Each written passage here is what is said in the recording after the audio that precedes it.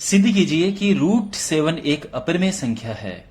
तो जैसे हमने √2 और √3 को सिद्ध किया था वैसे ही इसे करेंगे और हम इसे प्रूव करते हैं किससे? प्रूफ बाय कॉन्ट्राडिक्शन, यानी एक विरोधाभास का जो नियम है उससे हम इसको प्रूव करते हैं।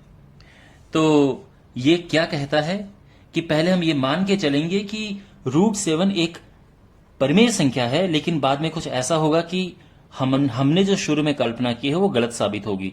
तो तब हम ये कंक्लूजन पे आएंगे कि √7 जो है एक अपरिमेय संख्या है। तो स्टेप बाय स्टेप करते हैं, आराम से फॉलो कीजिए। तो सबसे पहले माना √7 एक परिमेय संख्या है।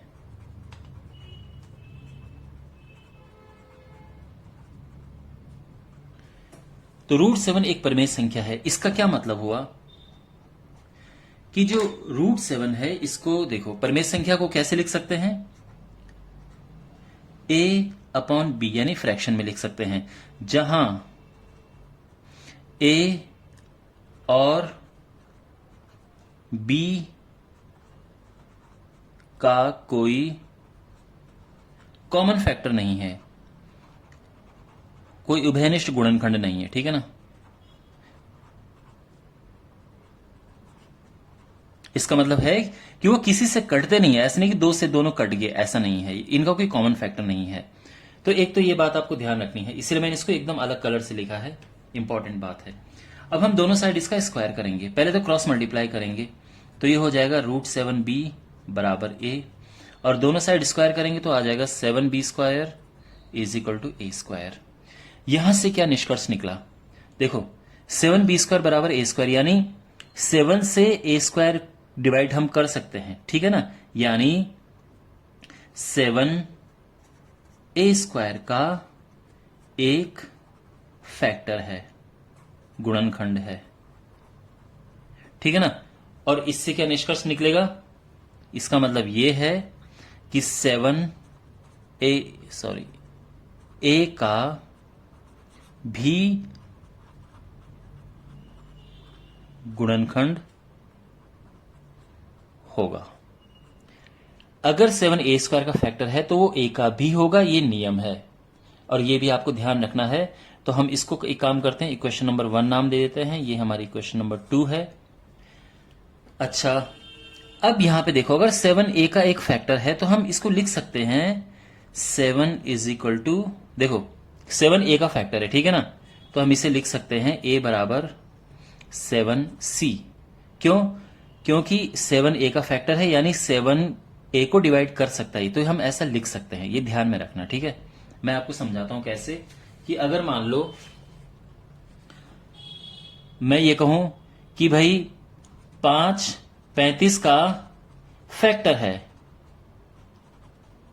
तो मैं इसे लिख सकता हूं ना कि 35 इज इक्वल टू 5 गुणा 7, तो ये वही है, यानी a is equal to 7 into this, तो 5 गुणा ऐसा करके, तो ये वही बात है, यानी a is equal to 7c। अब दोनों साइड स्क्वायर करेंगे तो आएगा a² is equal to 49c²। ठीक है यहां तक। अब हमें एक काम करना है, यहां देखो a² क्या है, ये है, इसको यहां से उठा के यहां रखना है, तो ये हो जाएगा 7b² इज इक्वल टू, ध्यान रखो a² की जगह पे क्या रखा है, ये रखा है, ये अपनी जगह पे आएगा 49c², और 7 से कट जाएगा तो ये आ जाएगा b² बराबर 7c²। अब जो कहानी यहां थी वही कहानी यहां पे होगी। हम क्या कहेंगे?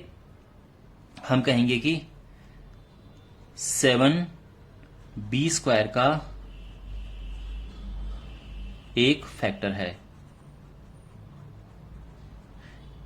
यानी 7b का भी एक फैक्टर होगा, ठीक है ना।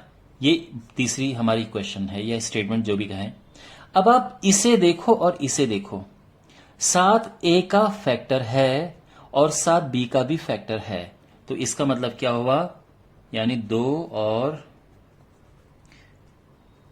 3 से, यानी इन दोनों से क्या पता चला हमें कि 7a और b का कॉमन फैक्टर है, क्योंकि दोनों का फैक्टर है ये।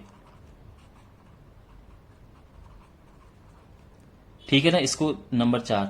अब आप यहां देखो क्या लिखा है, a और b का कोई कॉमन फैक्टर नहीं है, और यहां पे क्या लिखा है, a और b का कॉमन फैक्टर 7 है। तो ये दोनों बातें उल्टी हो गई ना, तो हम कहेंगे 1 और 4 में विरोधाभास है। विरोधाभास क्यों है, यानी ये एक दूसरे के कॉन्ट्रडिक्टरी क्यों है, एक दूसरे की बात एक दूसरे को क्यों काट रहे हैं, क्योंकि हमने शुरू में ही गलत लिया था, यानी क्योंकि, ठीक है ना। अब ये क्यों है, इस अर्थात हमारी कल्पना, जो हमने कल्पना की थी, गलत थी, कल्पना त्रुटिपूर्ण थी, यानी हमने गलत अज्यूम किया था। तो हम कह सकते हैं, यानी √7 एक अपरिमेय संख्या है ना। यहां हमने कल्पना की थी कि परिमेय है, लेकिन वो गलत साबित हुई, अपरिमेय संख्या है, ये है। तो आई होप आपको ये समझ आ गया होगा। थैंक्स फॉर वॉचिंग, और मिलते हैं अगले वीडियो में। Take care.